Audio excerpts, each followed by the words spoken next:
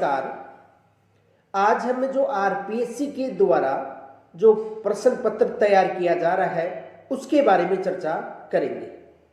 RPSC किन बुकों से प्रश्न पत्र तैयार कर रही है, प्रश्न की जो कठिनाई स्तर है वो कैसा है, इसके बारे में चर्चा करेंगे। देखो, कुछ बच्चों के कमेंट्स आए थे कि सर जी ये जो मानक बुक है उनसे एक पेपर बनाकर हमें भेजिए। तो जो हमारा टेलीग्राम चैनल है जीके चोपड़ा जी, और जो व्हाट्सएप चैनल है जिसमें सेकंड ग्रेड के बच्चे शामिल हैं जीके चोपड़ा जी, वो है।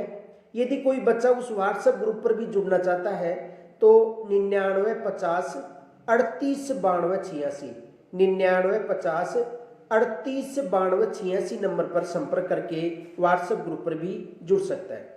तो उन मानक बुकों के आधार पर मैंने एक प्रश्न पत्र तैयार करके जो हमारा ग्रुप है उसमें डाला था। उसके बाद कुछ बच्चों के मेरे पास मैसेज आए हैं कि सर जी इनके आंसर क्या होंगे, जो गाइड थी उनमें ये प्रश्न मिल भी नहीं रहे हैं और प्रश्न भी अच्छे लेवल के हैं। तो देखो कौन कौन से प्रश्न मैंने दिए थे, आज हम उन प्रश्नों की चर्चा करेंगे और आप के लिए मैं जो मानक बुक है उसके आधार पर सामग्री तैयार कर रहा हूँ। और जो जैसा ही टॉपिक यूट्यूब पर समाप्त होता है मैं उसकी पीडीएफ भी जो व्हाट्सएप ग्रुप है और जीके चोपड़ा जी जो टेलीग्राम है वहां पर भी मैं डाल रहा हूँ। देखो प्रश्न क्या थे, ये जो मानक बुक है उनके आधार पर ही केवल सभ्यता संबंधी मैंने प्रश्न तैयार किए। देखो, एक तो प्रश्न ये था, किस सभ्यता को न तो मोहनजोदड़ो बताया है और न ही हड़प्पा बताया है तथा इसे नहीं हस्तिनापुर कहा जा सकता है और नहीं शिशुपालगढ़ कहा जा सकता है। ये नरोत्तम स्वामी और नीरज है उनकी बुक से लिया गया है। तो देखो, किस सभ्यता को न तो मोहनजोदड़ो बताया है और न ही हड़प्पा बताया है तथा इसे न हस्तिनापुर कहा जा सकता है और न ही शिशुपालगढ़। ये जो ऑप्शन है ये याद ध्यान रखना, कालीबंगा को या आहड़ को, इनके साथ साथ बागोर है या गणेश्वर है। तो आहड़ सभ्यता के लिए कहा गया था, आहड़ सभ्यता के लिए क्या कहा गया था, ये बताया गया था कि ये जो सभ्यता है आहड़ सभ्यता अपने आप में परिपूर्ण है। आहड़ सभ्यता अपने आप में परिपूर्ण है। ये न तो मोहनजोदड़ो हो सकती है और न ही हड़प्पा। मोहनजोदड़ो और हड़प्पा सिंधु घाटी सभ्यता के दो प्रसिद्ध नगर थे जो वर्तमान में पाकिस्तान में, और ये नई हस्तिनापुर, इसे नई हस्तिनापुर कहा जा सकता है और नहीं शिशुपालगढ़ कहा जाता है। ये किस सभ्यता के लिए कहा गया था, हड़प्पा सभ्यता के लिए। एक तो ये प्रश्न था। अब बच्चे कह रहे हैं कि सर जी ये प्रश्न कहाँ पर है, हमें तो मिला ही नहीं। जिन बच्चों को मिल गया उनको अच्छी बात है। तो देखो, ये जो प्रश्न है ये मैं आपको दिखा रहा हूं किस बुक से लिया गया है।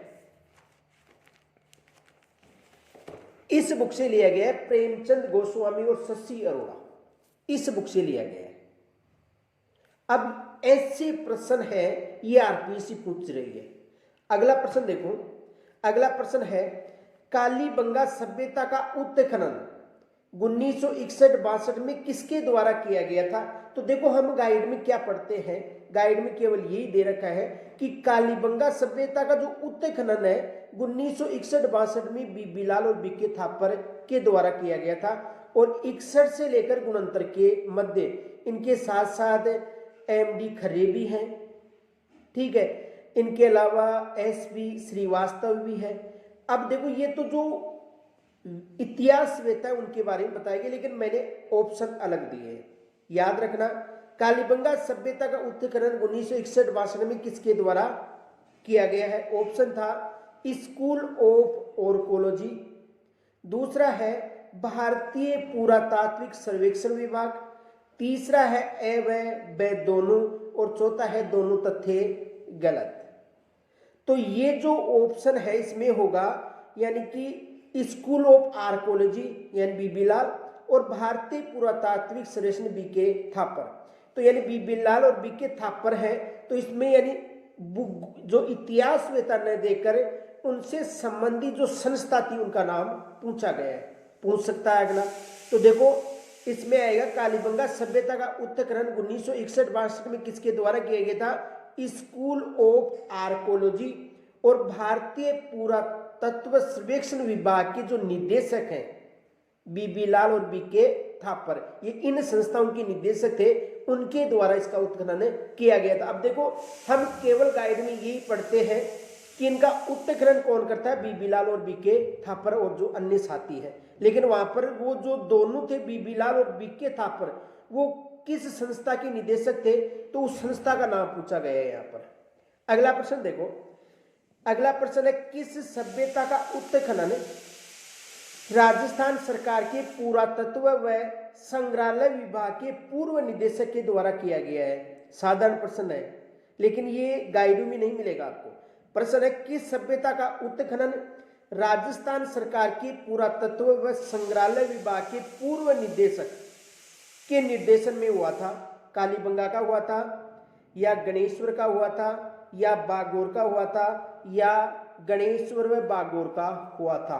तो देखो यानी कि जो गणेश्वर सभ्यता है उसका जो उत्खनन था रतनचंद्र अग्रवाल के द्वारा किया गया था। यानी गणेश्वर सभ्यता का उत्खनन किसके द्वारा किया गया था, रतनचंद्र अग्रवाल के द्वारा। और जो रतनचंद्र अग्रवाल जब उत्खनन किया था उस समय राजस्थान के जो पुरातत्व वो संग्रहालय विभाग थे ना, उसके निदेशक थे, पूर्व निदेशक। तो किसके द्वारा किया गया था, रतनचंद्र अग्रवाल के द्वारा। तो याद रखना, यानी कि जो उत्खनन करता है वो न पूछकर उसकी जो संस्थान है ये भी आपको पूछा जा सकता है, जो विभाग है वो भी पूछा जा सकता है। तो प्रश्न था किस सभ्यता का उत्खनन राजस्थान सरकार के पुरातत्व एवं संग्रहालय विभाग के पूर्व निदेशक के निर्देशन में हुआ था, तो गणेश्वर याद रखना। अगला प्रश्न है गणेश्वर सभ्यता की मृद भांडू का रंग काला या लाल है, ठीक है, और उनका धरातल सलेटी है। याद रखना प्रश्न, गणेश्वर सभ्यता की मृद भांडू का रंग काला और लाल है और उनका धरातल सलेटी है। पुरातत्वविदों द्वारा इनका समय निर्धारित किया गया है, ये जो बताया उसका समय निर्धारित किया गया है। इसमें ऑप्शन में आंसर है मौर्य काल का, गुप्त काल का, मुगल काल का, या वैदिक काल का। तो इसमें दोस्तों क्या होगा, मौर्य काल होगा। क्या होगा, मौर्य काल। यदि आपको ये पीडीएफ चाहिए तो हमारा जो टेलीग्राम चैनल है जीके चोपड़ा जी, वहां पर आपको मिल जाएगी। और यदि आप मुझसे प्रत्यक्ष जुड़ना चाहते हो तो हमारे जो नंबर है 9950389286, आप यहाँ पर भी संपर्क करके हमसे जुड़ सकते हो। समझ में आ गया, तो ये मौर्य काल से संबंधित है। अगला प्रश्न है भारत में सबसे प्राचीन सामूहिक तंदूर के अवशेष किस स्थल से मिले हैं। भारत में सबसे प्राचीन जो सामूहिक तंदूर है, ठीक है, उसके अवशेष किस स्थल से मिले हैं। ऑप्शन है आहड़ से, फिर ब में है कालीबंगा, स में है गणेश्वर और द में है बैराट। तो देखो भारत में सबसे प्राचीन बात करें तो सामूहिक प्राचीन तंदूर के अवशेष हैं, ये कालीबंगा सभ्यता से मिले हैं। याद रखना, भारत में सबसे प्राचीन सामूहिक तंदूर के अवशेष कालीबंगा सभ्यता से मिले हैं। ये प्रश्न भी अच्छा प्रश्न है। अगला प्रश्न देखो, किस स्थल को पुरातत्व का पुष्कर कहा जाता है। साधारण प्रश्न है, यानी किस सभ्यता स्थल को पुरातत्व का पुष्कर कहा जाता है, ये तो आप शायद जानते होंगे। कालीबंगा है, या बैराट होगा, या गणेश्वर होगा, या बागोर होगा। तो जो पुरातत्व का जो पुष्कर है ये गणेश्वर सभ्यता को कहा जाता है। किस सभ्यता को कहा जाता है, गणेश्वर सभ्यता, जो नीम का थाना में जो कांतली नदी है इसके पेटे पर विकसित हुई है, ये याद रखना। और ये ताम्र संचय संस्कृति के नाम से भी जानी जाती है। किस संस्कृति के नाम से जानी जाती है, ताम्र संचय संस्कृति के नाम से भी। अगला प्रश्न है, किस स्थल से बिना हत्थे का छोटा जलपात्र मिला है। यानी किस स्थल से बिना हत्थे का छोटा जलपात्र मिला है जो सिंधु घाटी सभ्यता में भी नहीं पाया गया है। यानी किस स्थल, यानी ऐसा कौन सा स्थल है जहां से बिना हत्थे का एक छोटा जलपात्र मिला था जो सिंधु घाटी सभ्यता में भी नहीं मिला है। ऑप्शन है गिलुंड सभ्यता, ब में है आहड़ सभ्यता, स में है कालीबंगा सभ्यता और द में है बागोर सभ्यता। तो इसका सही आंसर होगा आहड़ सभ्यता। अगला प्रश्न है, आहड़ सभ्यता के संबंध में से कौन सा कथन सत्य नहीं है? जो आहड़ सभ्यता है उससे संबंधित कौन सा कथन सत्य नहीं है? देखो इसमें ए में है, यहां से यूनानी मुद्राएं प्राप्त हुई है, आहड़ सभ्यता संबंधी है, यहां से यूनानी मुद्राएं प्राप्त हुई है। फिर ब में है, खाद्यान्नों में चावल व ज्वार का उपयोग किया जाता था, जो खाद्यान्न थे उसमें चावल व ज्वार का उपयोग किया जाता था। आहार से एक बड़ा तथा 6 छोटे चूल्हे प्राप्त हुए हैं। भारत में सबसे संपन्न पाषाण युगीन स्थल माना जाता है, ये भारत का सबसे संपन्न पाषाण युगीन स्थल माना जाता है। तो इसमें कौन सा होगा? देखो प्रश्न दोबारा ध्यान से सुनना, या ये जो पीडीएफ है जीके चोपड़ा जी टेलीग्राम पर मिल जाएगी, या मुझे मैसेज कर कर भी मंगा सकते हो। जो बच्चे जुड़ चुके हैं उनके पास ये पहुंच चुकी है। प्रश्न देखो दोबारा ध्यान से सुनना, आहड़ सभ्यता के संबंध में कौन सा कथन सत्य नहीं है? यहां से यूनानी मुद्राएं प्राप्त हुई है, सत्य है कि यहां से कौन सी मुद्राएं प्राप्त हुई है? यूनानी मुद्राएं प्राप्त हुई है आहड़ से। दूसरा है, खाद्यान्न में चावल व ज्वार का उपयोग किया जाता था, यह भी सत्य है। आहड़ के जो खाद्यान्न थे उनमें चावल व ज्वार का उपयोग किया जाता था। तीसरा है, आहड़ से एक बड़ा तथा 6 छोटे चूल्हे प्राप्त हुए, सत्य है क्योंकि आहड़ के उत्खनन से एक बड़ा चूल्हा मिला था और 6 छोटे चूल्हे मिले। भारत का सबसे संपन्न पाषाण युगीन स्थल माना जाता है, तथ्य गलत है क्योंकि भारत का सबसे संपन्न पाषाण युगीन जो स्थल है ये बागोर को कहा जाता है, कि सभ्यता को कहा जाता है, बागोर को कहा जाता है। तो यदि आपको सभ्यता संबंधी ऐसे तथ्य याद होंगे तो ही आप सही कर पाओगे प्रश्न, और ये मैंने अपने नोट्स में भी दे रखे हैं, आप नोट्स चेक करना, वहां पर ये आपको मिल जाएंगे। अगला है, तो इसमें क्या होगा? भारत का सबसे संपन्न पाषाण युगीन स्थल कौन सा है? बागोर, इसमें द होगा। अगला है, किस स्थल के उत्खनन से एक मृद पात्र पर स्वास्तिक का चिन्ह प्राप्त हुआ है? स्वास्तिक का चिन्ह प्राप्त हुआ है, रेड से हुआ है, या लोहे से हुआ है, या रंग महल से हुआ है, या कालीबंगा व रंग महल से हुआ है? तो इसमें सही उत्तर होगा लोहे सभ्यता से प्राप्त हुआ है, यानी कि जो स्वास्तिक का चिन्ह है ये लोहे सभ्यता से प्राप्त हुआ है। अगला प्रश्न है, किस स्थल का संबंध सिंधु घाटी सभ्यता के लोगों से था? यानी ऐसा कौन सा स्थल है जिसका संबंध सिंधु घाटी सभ्यता के लोगों से था? देखो इसमें ऑप्शन में है गणेश्वर, ब में है कालीबंगा, स में है ए व ब दोनों, और द में है आहड़। तो देखो कालीबंगा की बात करें तो ये सिंधु घाटी सभ्यता की तीसरी राजधानी बताई गई थी, किसके द्वारा बताई गई थी? ये डॉक्टर दशरथ शर्मा के अनुसार।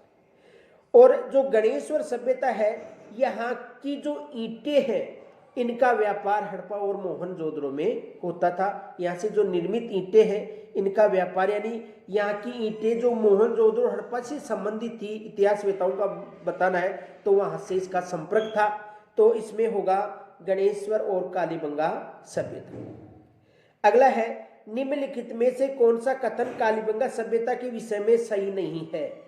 यानी कौन सा कथन है जो कालीबंगा सभ्यता के संबंध में सही नहीं है?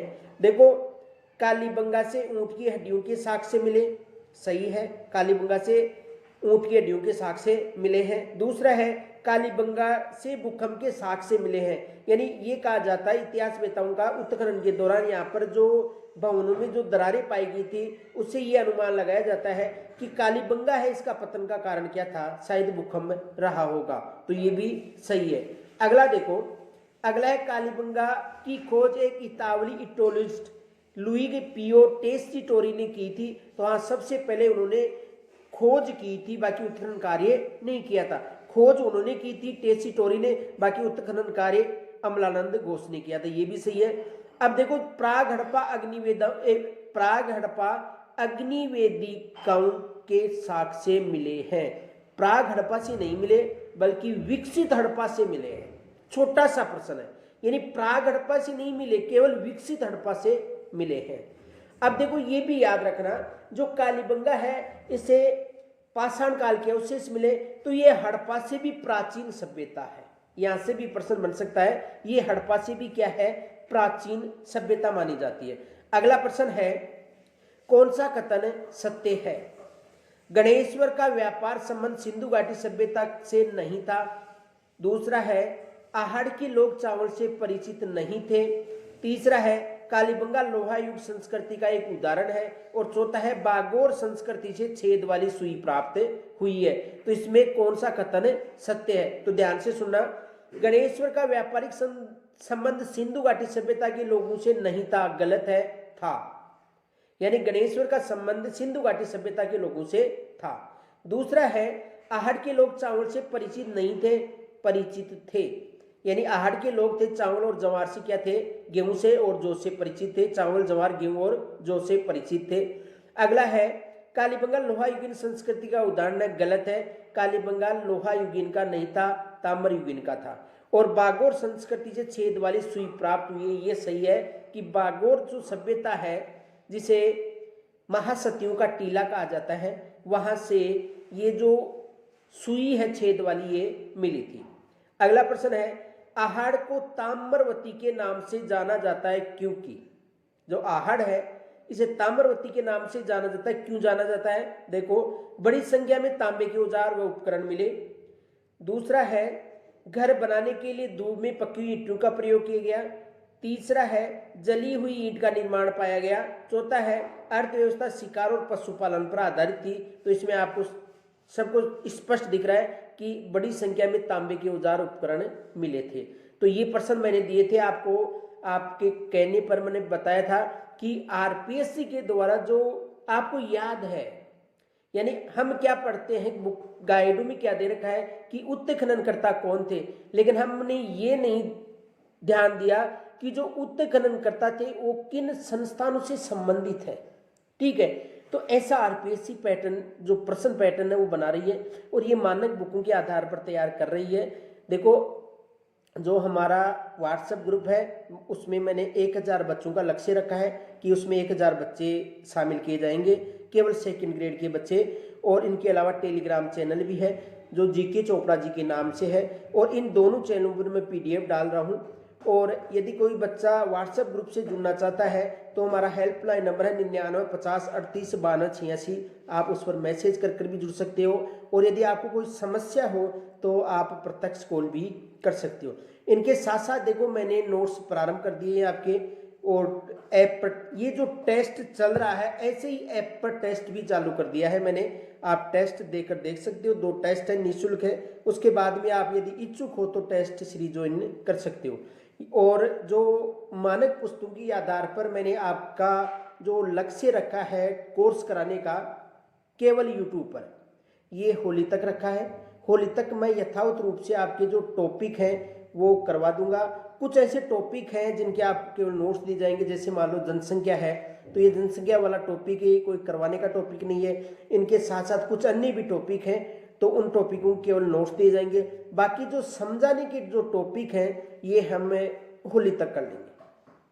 तो टेस्ट सीरीज चल रही है, आप टेस्ट सीरीज देखकर भी देख सकते हो। मैंने नोट्स भी तैयार कर लिए हैं। देखो, नोट्स में मैंने अलग से नोट्स किए हैं, जैसे एक टॉपिक है और उस टॉपिक से संबंधित वहां पर मैंने नीचे प्रश्न दिया है। जैसे मान लो कि हस्तकला संबंधी उदाहरण बताऊं आपको। हस्तकला संबंधी जैसे टॉपिक है कावड़ है, तो कावड़ संबंधी पहले पूरा विवरण है, और कावड़ से जो आज तक एग्जाम में प्रश्न पूछे जा चुके हैं टॉपिक के नीचे वो बताए हैं। उनसे कौन कौन से जो हस्तकला विद है वो जुड़े हुए हैं उनके बारे में मैंने चर्चा की है। तो 2nd ग्रेड है, एक अच्छी भर्ती है, अभी से तैयारी में लग जाओ। आरपीएससी पैटर्न के अनुसार तैयारी करो। और मैं ये कह सकता हूँ दावे के साथ कि 80 में से 60% का लक्ष्य तो मैं लेकर चल रहा हूँ, बाकी और आपका भाग्य है। 80 में से 60% का लक्ष्य, 40% की बात नहीं कर रहा हूँ, 60% 80 में से, यानी 80% में से जो 60% है उसका लक्ष्य लेकर चल रहा हूँ। 20% शिक्षा मनोविज्ञान से संबंधित रहेंगे, वो आप कर सकते हो। तो यानी कि हम यदि मानक बुकों के आधार पर तैयारी कर रहे हैं तो आरपीएससी 80 में से 60% में से 20% ऐसे हो सकते हैं जो जिसकी भाषा शैली चेंज हो जाएगी, बाकी प्रश्न तो वही होते हैं। देखो पढ़ते तो हम सभी हैं, लेकिन पढ़ने के बाद में वहाँ पर पूछा क्या जा रहा है। अब देखो मैंने जैसे प्रश्न दिया आपको कि जो कालीबंगा का जो उत्खनन था 1961-62 में हुआ था, तो वहाँ पर मैं जो बीबी लाल और बीके थापड़ ने देकर जो उनकी संस्थाएं थी उनका नाम दे दिया, बात तो एक ही है। तो यहाँ से प्रश्न बनेंगे। आप एक लक्ष्य लेकर तैयारी करो, मेरे साथ चलो, मैं भी आपके साथ हूँ, मेहनत मैं कर रहा हूँ, पढ़ोगे आप और आपको सफलता जरूर मिलेगी। जय हिंद, राम राम, राधे राधे।